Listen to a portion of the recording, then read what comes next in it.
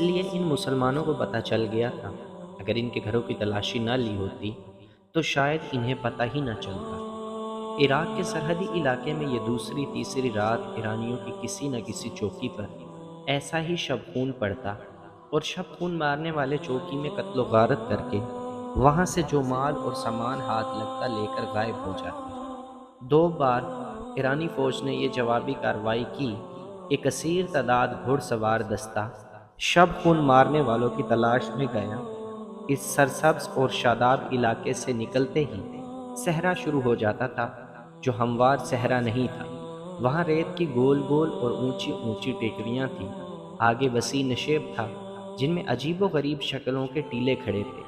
ریت کی پہاڑیاں تھیں جن سے شعلے سے نکلتے محسوس ہوتے تھے۔ اس خوفناک علاقے میں جو میل ہا میل پھیلا ہوا تھا، صحرا کے بھیدی ہی جا سکتے تھے۔ کسی اجنبی کا وہاں جانا